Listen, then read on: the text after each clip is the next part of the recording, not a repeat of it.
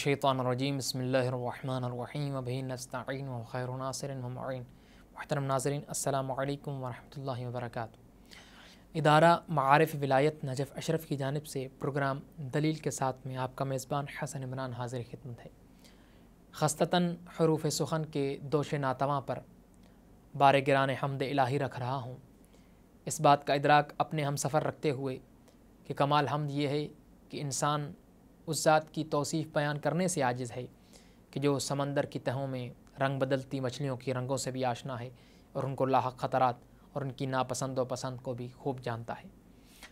नाज़रीन मुहतरम, किसी भी नज़रिया की तहक़ीक़ में सदाए फ़ितरत ही नफ्स इंसानी की आखिरी इत्मीनानगाह होती है, लेकिन बाज़ औक़ात क़ल्ब इंसान की समाअतों पर तवाहुमात और शुबहात की ऐसी दबीज़ तहें जम जाती हैं कि जिनके सबब ये मुश्तख़ाक जहालतों के तारीक रस्तों में गुम हो जाता है। अब इस सूरत में इंसान को सिरात मुस्तकीम पर लाने के लिए फ़ितरत के अलावा क्या कोई ऐसी चीज़ मौजूद है जो मसीहाई का फ़रीज़ा अंजाम दे सके? आज की हमारी ये गुफ्तगू भी इसी तनाज़ुर में है और शरीक बज़्म है अल्लामा जाफ़र अली यासूबी साहब। अस्सलामु अलैकुम व रहमतुल्लाह। वालेकुम अस्सलाम व रहमतुल्लाहि व बरकातुहू। क़िबला साहब, आपने गुज़श्ता गुफ्तगू में फ़ितरी दलील के हवाले से बयान फरमाया जो किसी हद तक वाज़े भी हो गया। खुदा के वजूद पर अब फ़ितरत के अलावा भी क्या कोई ऐसी चीज़ दलील बन सकती है कि जिसका इकरार करना हर इंसान की मजबूरी बन जाए और उसका इनकार करने की गुंजाइश ना हो? बिस्मिल्लाहिर्रहमानिर्रहीम, अल्लाहुम्मा सल्लि अला मुहम्मद व आलि मुहम्मद। फ़ितरत के बाद जो दूसरी पावर है इंसान के पास किसी चीज़ के बारे में अवेयरनेस हासिल करने के लिए, उसका नाम अक्ल है। और ये वो ताकत है इंसान के अंदर कि जिसकी बुनियाद पर इंसान दूसरे हैवानात से जुदा होता है। वरना हिस्स की हद तक तो हैवानात भी हैं, एहसास चाहे दाखिली हो या ख़ारिजी हो, दोनों एहसास उसके अंदर है। लेकिन इंसान जहाँ जुदा होता है हैवानात से, वो उसकी यानी पावर अक्ल है, वो उसकी अक्ल की पावर है। इसी वजह से हम जब भी किसी के साथ बात करते हैं तो उसकी अक्ल को मद्देनज़र रखते हुए हम कहते हैं कि क्या तेरी अक्ल नहीं इस बात को तस्लीम करती? क्या तू पागल है? यानी तेरे पास अक्ल नहीं है, तुझे इस बात की समझ नहीं आती। यानी दूसरे पर जब हम हुज्जत कायम करते हैं तो उसकी अक्ल को देखकर, ख़ुद किसी बात को तस्लीम करते हैं तो अपने अक्ल की बुनियाद पर। इसी वजह से रिवायात में भी मिलता है कि परवरदिगार ने भी इंसान को गोया खल्क़ किया है और उस पर जो हुज्जत कायम की है उसके अक्ल को देखते हुए कि अल्लाह ताला ने अक्ल से ख़िताब किया कि मैंने तुम्हें खल्क़ किया है, इन्नी इय्याका अमरु व इय्याका अनहा, तुझे ही मेरा ख़िताब होगा, नहीं होगी या अमर होगा, किसी चीज़ का आर्डर दूंगा या किसी चीज़ से रोकूंगा। और इय्याका वाक़िबु व इय्याका उसीब, हकीकतन सवाब भी तुझे दूंगा और इकाब और अज़ाब भी तुझे ही दूंगा। तो अब हम देखते हैं कि क्या इस मरहले में जिसमें हम हैं बहस करना चाहते हैं, इसमें हमारी अक्ल रहनुमाई करती है या नहीं। तो जब हम अक्ल से हमने कोशिश की कि क्या आप बता सकती हो कि इस कायनात के लिए एक खालिक, एक क्रिएटर की, एक ऑर्गेनाइज़र की ज़रूरत है, तो अक्ल हमें जवाब में कहती है कि मेरे कुछ उसूल और ज़वाबित हैं, आप उनको इम्प्लीमेंट करें, यहाँ कोई नतीजा अगर मिलता है तो। और वो ऐसे ठोस रूल्स हैं जिन्हें इंटेलेक्चुअल रूल्स कहा जा सकता है कि जिनमें कोई गलती के चांसेस नहीं है। चूँकि हर अक्ल वो हुक्म लगाती है बग़ैर किसी मज़हब व मिल्लत की तफरीक के, बग़ैर किसी इलाके, रंग, नस्ल की तफरीक के। उन उसूलों में से एक जो असल है अक्ल की, जिसे हम demonstration of effect and cause कहते, जिसे हम demonstration of cause and effect कहते हैं, यानी बुरहान इल्लत व मालूल। अक्ल कहती है कि कोई चीज़ भी जो इस दुनिया में वजूद में आई है, जिसे हादिस कहा जाता है, उसके लिए ज़रूरी है कि एक सबब हो, उसके लिए एक इल्लत हो। कोई भी असर बग़ैर मुअस्सर के नहीं हो सकता है। ये एक ऐसा यानी ला है, ऐसा रूल है कि जिसमें शक की गुंजाइश नहीं है। इसलिए हम बग़ैर शक व शुबह के जब किसी बिल्डिंग को देखते हैं तो यकीन से कहते हैं किसी बिल्डर ने इसको बनाया है। जब हम کسی گاڑی کو دیکھتے ہیں تو پورے یقین سے کہتے ہیں کہ کوئی اس کا بنانے والا موجود ہے۔ تو جو چیز بھی ہم اس دنیا میں دیکھتے ہیں، چاہے کوئی بندہ نارمل عقل بھی رکھتا ہے تو وہ اس بات کا ادراک کرتا ہے، بچہ بھی کرتا ہے، بڑا بھی کرتا ہے، ہر عمر کا انسان اس چیز کا اعتراف کرتا ہے، اس چیز پر یقین رکھتا ہے۔ اس کی عقل کہتی ہے کہ کوئی چیز اگر آپ نے دیکھی ہے جو نہیں تھی اور کائنات میں پائی گئی ہے تو وہ کسی نہ کسی نے اس کو بنایا ہے۔ اس کو demonstration of cause and effect کہا جاتا ہے، برہان علت و معلول۔ تو اس کو ہم امپلیمنٹ کرتے ہیں یہاں اس اپنی بحث میں۔ یہ کائنات نہیں تھی، خود سائنسدان کہتے ہیں کہ وہ اس طرح سے نہیں تھی۔ کیسے وجود میں آئی اس میں بحث ہے، آگے شاید ہم بھی ذکر کریں بعض پروگرامز میں، لیکن اس طرح نہیں تھی اور وجود میں آئی ہے۔ تو پھر یہاں کیسے ہم عقل کا انکار کریں؟ ہم مجبور ہیں اس بات کو ماننے پر کہ یہ کائنات جو ہے کسی نہ کسی نے کریٹ کی ہے، اس کا کوئی نہ کوئی کریٹر ہے۔ اس کا ہم انکار کرتے ہیں تو ہم اپنے عقل کا انکار کر رہے ہیں، اپنے عقل کی آواز کو دبا رہے ہیں۔ عقل کا یہ دیا ہوا جو قانون ہے ہم اس کو ٹھکرا رہے ہیں۔ تو لہٰذا جو بندہ بھی اپنے آپ کو عاقل سمجھتا ہے، عقل مند سمجھتا ہے، تو اس پر ضروری ہے کہ اس بات کو تسلیم کرے کہ اس کائنات کا ایک کریٹر ہے، ایک تیسری ذات ہے جس نے اس کو خلق کیا ہے اور وہی اس کو چلا رہا ہے۔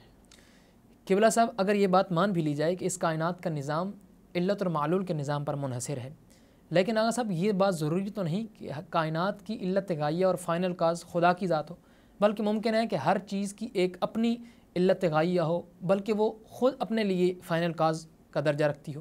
دیکھیں یہ یعنی مفروضہ پیش کیا جا سکتا ہے کہ ممکن ہے کائنات جو ہے نا بعض نے بعض کو خلق کیا ہو،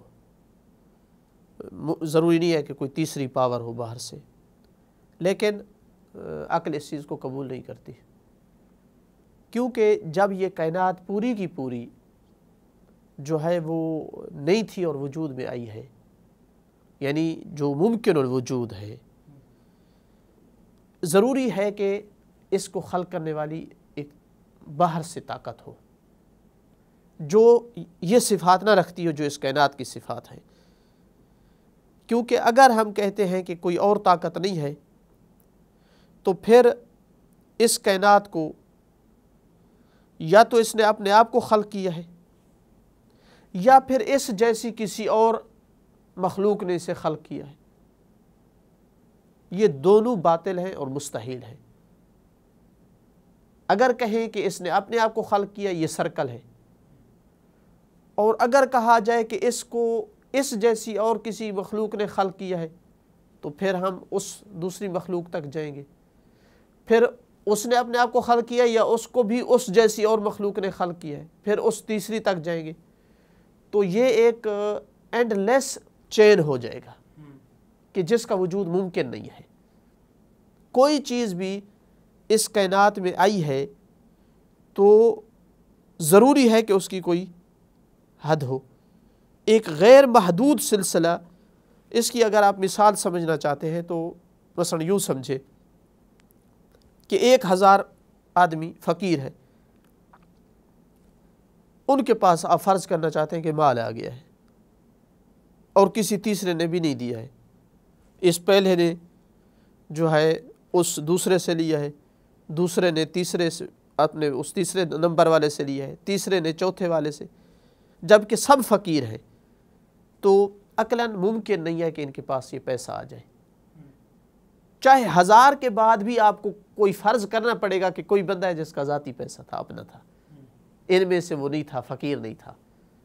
کیونکہ اگر فرض کرتے ہیں کہ نہیں کوئی اور طاقت نہیں ہے جس کا اپنا پیسہ تھا، تو یہ کہنا چاہتے ہیں کہ وہ اسی سلسلے سے پیسہ آیا ہے، جبکہ سب کے سب جو ہے وہ فقیر ہیں۔ یہ ممکن نہیں ہے۔ یا مثال کے طور پر 100 بندے لائن میں کھڑے ہیں اور پہلا کہتا ہے کہ یعنی مقابلہ کرنا ہے، دوڑنا ہے انہوں نے، پہلا کہتا ہے کہ جب دوسرا دوڑے گا تو میں دوڑوں گا، دوسرا کہتا ہے جب تیسرا پہلے قدم اٹھائے گا تو میں، اسی طرح تیسرا کہتا ہے چوتھا۔ یہ 100 سال بھی کھڑے رہے تو یہ دوڑ نہیں لگے گی، چونکہ یہ پھر وہی چین والی بات مانے، یہ اینڈ لیس چین ہے۔ تو یہ باطل ہے۔ اور اسی طرح دور باطل ہے، سرکل، کہ اگر ہم کہیں کہ اس نے اپنے آپ کو خلق کیا ہے، یہ بھی باطل ہے، کیونکہ یہ ممکن نہیں ہے کہ کوئی چیز اپنے اوپر ڈیپینڈ کرے۔ مثال کے طور پر ایک بندہ زمین پہ کھڑا ہے اور اس کو کہا جائے کہ تم اپنے آپ کو اٹھاؤ، تو اس کا اپنے آپ کو اٹھانے کے لیے ضروری ہے کہ وہ زمین پر قدم رکھے تاکہ زور لگا سکے، اور ادھر سے آپ کہتے ہیں کہ نہیں اٹھانا بھی ہے اپنے آپ کو، تو یہ ممکن نہیں ہے۔ یا جس طرح کہ ایک مثال سنائی جاتی ہے کہ کسی آدمی نے کہا تھا کسی کو کہ آپ مسلمان ہو جاؤ، کافر ہو، تو بڑے اصرار کے بعد جب وہ قائل ہوا کہ میں مسلمان ہوتا ہوں تو کہنے لگا کہ ٹھیک ہے آپ مجھے کلمہ پڑھائیے۔ کہا کہ کلمہ مجھے نہیں آتا، یعنی اب وہ چاہتا ہے کہ یہ اس کو کلمہ سکھائے تاکہ پھر وہ اس کو کلمہ پڑھائے، تو اس کو کہا جاتا ہے سرکل، یہ باطل ہے۔ تو لہٰذا اگر ہم یہ کہنا چاہتے ہیں کہ کوئی اور پاور نہیں ہے، طاقت تیسری جس نے اس کائنات کو خلق کیا ہے، تو پھر اس کا مطلب ہے یا ہم سرکل میں واقع ہوں گے یا ایک اینڈ لیس چین کے ہم قائل ہوں گے، اور یہ دونوں چیزیں جو ہے وہ عقلاً مستحیل ہیں۔ لہٰذا ضروری ہے کہ پھر ہم تسلیم کریں کہ ایک ذات ایسی ہے جو اس پورے نظام سے باہر ہے، اس ذات نے جو ہے اس کائنات کو خلق کیا ہے۔ قبلہ صاحب، اگر اس دلیل علت اور معلول کو مان بھی لیا جائے تو پھر خدا کے لیے کیا کہا جائے گا؟ کیونکہ خدا بھی موجود ہے، کیا اسے کسی اور نے خلق کیا ہے یا وہ خود بخود خلق ہوا ہے؟ تو پہلی صورت میں تسلسل لازم آتا ہے اور دوسری صورت میں دور، ان دونوں صورتوں میں خدا کا وجود ثابت نہیں ہوتا۔ بہت سارے لوگ یعنی جو ہی یہ بات کریں آپ اس علت و معلول والے برہان کو، تو فوراً اللہ تعالیٰ کے بارے میں یہی سوال کرتے ہیں، جبکہ ہمارا جو یہ ہم نے عقلی یہ مثلا رول پیش کیا ہے، اس میں ہم نے ذکر کیا ہے کہ جو چیز بھی ممکن الوجود ہے، یعنی کریٹڈ ہے، حادث ہے، یہ وہاں نہیں ہوتا یہ قانون لاگو کہ جو چیز قدیم ہے، پری ایٹرنل ہے، جو ازل سے ہے، جس کا وجود ذاتی ہے، یعنی موجود جو ہیں چیزیں وہ دو قسم کی، ایک ایسی ہے کہ جس کا وجود یعنی ایگزسٹنس جو ہے اس کا ایگزسٹنس نہیں ہے، اس کا ایسنس نہیں ہے، بلکہ دوئیت ہے ان کے درمیان، ایسنس ہے اور ایگزسٹنس اس کا اور ہے جو اس کو ملا ہے، عطا ہوا ہے، دیا گیا ہے۔ اس کو ہم کہتے ہیں کہ یہ ممکن الوجود ہے، کریٹڈ ہے، کیونکہ اس کو کریٹ کیا گیا ہے، وجود عطا کیا گیا ہے، اس کو ایگزسٹنس عطا ہوا ہے۔ دوسری طاقت، دوسرا وجود ایسا ہے جس کا ایگزسٹنس ہی اس کی اسینس ہے، اس کی اسینس ہے، یعنی دوئیت نہیں ہے، وجود عین ذات ہے، دوسری تعبیر میں اس کا وجود اس کی عین ذات ہے۔ تو یہ ذات جو ہے جس کا ہم کہتے ہیں کہ وجود اس کی عین ذات ہے، یہ ازل سے ہے، یعنی کبھی ایسا لمحہ نہیں تھا کہ وہ نہ ہو، قدیم ہے، پری ایٹرنل ہے۔ تو وہاں اصلاً اس بات کا کوئی محل ہی نہیں بچتا، کوئی موقع ہی نہیں رہتا کہ پوچھا جائے اس کو کس نے خلق کیا ہے۔ نہیں، یہ خلق نہیں ہوئی، یہ کریٹڈ نہیں ہے، اس کو کسی نے وجود نہیں دیا، اس کا عین ذات ہے۔ وہاں جا کر سوال ختم ہو جاتا ہے کہ اس کو کس نے خلق کیا ہے۔ آپ مثال کے طور پر سمجھنا چاہتے ہیں تو یہاں سے سمجھیں کہ آپ نے اگر کوئی نمکین چیز کھائی ہے تو کہیں گے کہ اس کا نمک جو ہے وہ، اس کی نمکینیت جو ہے نمک سے آئی ہے۔ اگر وہ بھی کسی اور نمکین چیز کی وجہ سے نمکین ہوئی ہے تو اس تک جائیں گے، اس کی بھی نمکینیت جو ہے نمک کی وجہ سے آئی ہے۔ لیکن جب نمک تک جائیں گے تو پھر آپ نہیں پوچھیں گے کہ نمک کیوں نمکین ہے، کیونکہ وہاں اس کا نمکین ہونا اس کی اپنی ذات ہے۔ وہاں جا کر سوال ختم ہو جاتا ہے۔ مٹھاس کو لے لیں، آپ سفیدی کو لے لیں، یعنی جب بھی آپ اس جگہ تک پہنچ جائیں کہ جو چیز اس کی عین ذات ہو، اپنی ذات ہو، وہاں جا کر سوال ختم ہو جاتا ہے۔ تو پروردگار اللہ تعالیٰ جو ہے اس کائنات کا جو کریٹر ہے، اس کا جو وجود ہے وہ اس کا عین ذات ہے، کسی نے دیا نہیں ہے، کریٹڈ نہیں ہے، پری ایٹرنل ہے، ازل سے ہے، اور کبھی ایسا لمحہ نہیں تھا کہ وہ نہیں تھا۔ تو لہٰذا وہاں یہ سوال ہی نہیں ہوتا کہ پھر اس کو کس نے خلق کیا ہے. اور اس کا قائل ہونا اسی لیے ضروری ہے تاکہ ہم اس تسلسل اور دور سے نکلیں. اس تسلسل اور دور سے ہم تب نکل سکتے ہیں جب ہم ایک ایسی ذات فرض کرتے ہیں کہ جو ذات محتاج نہیں ہے کسی کے وجود دینے میں، جس کا وجود جو ہے اس کی عین ذات ہے.